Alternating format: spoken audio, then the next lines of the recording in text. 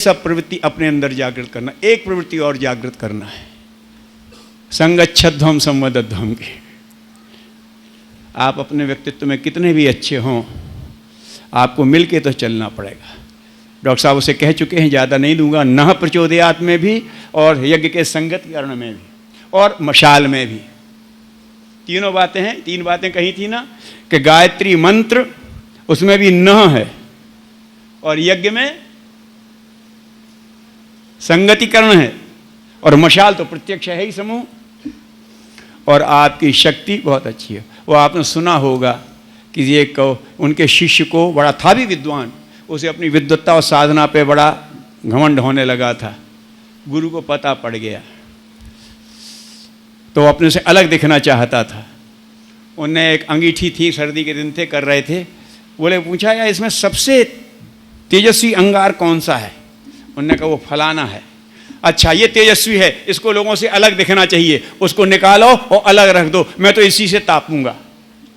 वो अंगार अलग निकाल के रखा, वो छोटे छोटे जलते रहे और बड़ा वाला बुझ गया। अकेला अंगार सुरक्षित नहीं है, चाहे जितना तेजस्वी हो। अकेला अंगार सुरक्षित नहीं है, चाहे जितना तेजस्वी हो। छोटे बड़ों को बीच में मिलके रहना पड़ेगा, तभी आग जलती रह सकती है। और नहीं तो सब अकेले अकेले होके बुझ जाओगे, जलने की शक्ति होते हुए भी बुझ जाओ।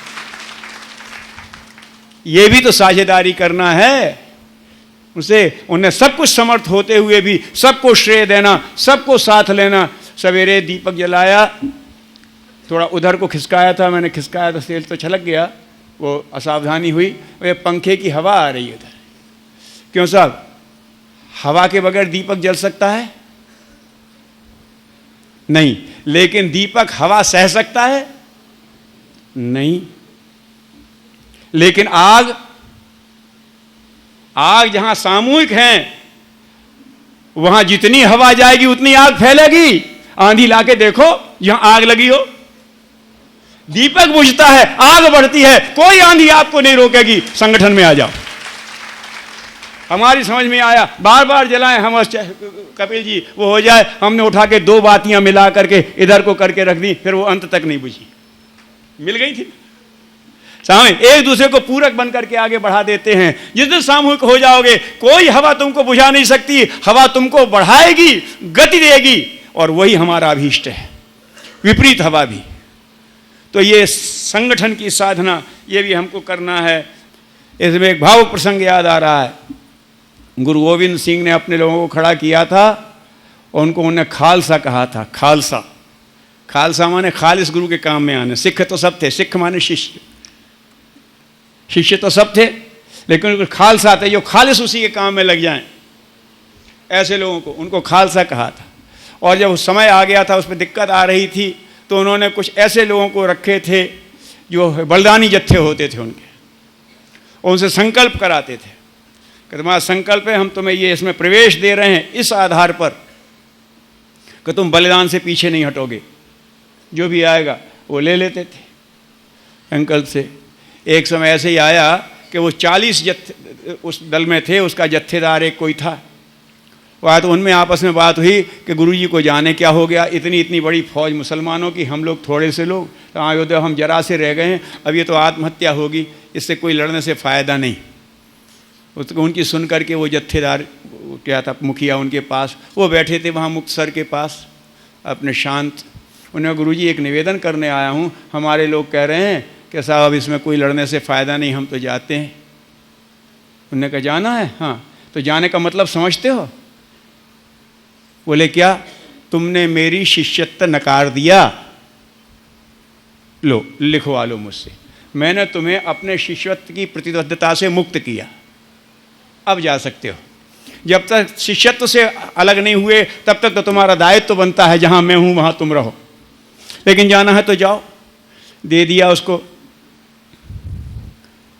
उसमें एक थी हमारी लक्ष्मीबाई जैसी बहादुर बहन, उसे माई मोगा कहते थे, उन्हीं उसका पति भी वो उनमें से था।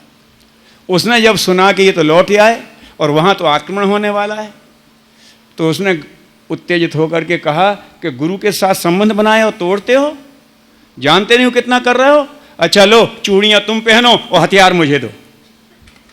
और वो लेकर के निकल पड़ी। मैं अपने रहते गुरु को अकेले नहीं जूझने दूंगी, मैं भी तुम में शामिल हूं। और वो निकल पड़ी तो इनको शर्म आई, पीछे से पहुंच गए। तब तक उनका आक्रमण हो चुका, तो वो तो रहती थे गुरु जी अकेले बैठे हैं, तो उन्हें एक टुकड़ी ने हमला कर दिया, होंगे 100 के करीब। और गुरु जी निश्चल भाव से अपने उनसे युद्ध करने लगे। तब तक ये पहुंची पीछे से, मोगा बाई इसने किया, और फिर वो पीछे से वो 40 पहुंच गए। भीषण युद्ध हुआ, उसमें मुसलमान कुछ मरे कुछ भाग गए, और ये 40 के 40 मरणासन स्थिति में पड़ गए, सांस रह गई थी। गुरुजी ने देखा, उनकी भावना देखी, वो मुक्तसर में गए, वहाँ से पानी ला के उनका सबका मुंह धोया, मुंह में पानी डाला, बोले बेटा अब तुम्हें बचा तो नहीं सकूंगा, तुम्हारी अंतिम इच्छा हो तो बोलो। तो उसने आंख भर के कहा, गुरुजी ये पर्चा वापस ले लो, जो आपने दिया था कि मैं तुम्हें शिष्यत्व से मुक्त करता हूँ, ये पर्चा वापस ले लो और आपके शिष्य के रूप में मरने दो। उनके भी आंसू आ गए, उन्होंने पर्चा लिया, उन्हीं के सामने फाड़ दिया। उन्हें बेटा उस दिन कार्तिक पूर्णिमा थी, उनने कहा ये स्थान तुम सब मुक्त हो जाओगे, ये स्थान मुक्तसर कहलाएगा, और कार्तिक पूर्णिमा के दिन जो भी स्थान करेगा वो भी मुक्त हो जाएगा। शिष्य का शिष्यत्व कितना महंगा होता है, कितना कीमती होता है, हम शायद भूलते हैं, इसलिए उसकी शर्त को नकार देते हैं। गुरुदेव के साथ वहाँ मरने कटने की शर्त नहीं है। गुरु गोविंद सिंह के साथ गुरुदेव कहते थे, बेटा स्वतंत्रता सेनानी जैसे फांसी या गोली खाने की बात नहीं है, सिर्फ अपने मन की संकीर्णता छोड़ने की या 2-4 गाली खाने की बात है। कभी तुम्हारी पत्नी, कभी पत्नी को पति, कभी तुम्हारा कोई मित्र, कभी तुम्हारा कथित शुभचिंतक, कभी अनगढ़ लोग तुमको गालियां देंगे, बस इससे ज़्यादा तुम्हारा कुछ नहीं होना है। और तुम्हारा क्या घटेगा? तुम्हारी संकीर्णता घटेगी, और तुम्हारा इससे ज़्यादा कुछ नहीं घटेगा। तुम्हारा निर्वाह तो मैं करता हूँ, तुम्हारे उससे हो जाएगा। तो ये स्थिति है। अब लोगों से कहना पड़ेगा, अगर समयदान, समय, प्रभाव, ज्ञान, पुरुषार्थ, धन का अंश निमित्त नहीं लगाते हो तो गुरुदेव के शिष्यत्व को नकारते हो। ये गलती मत करो।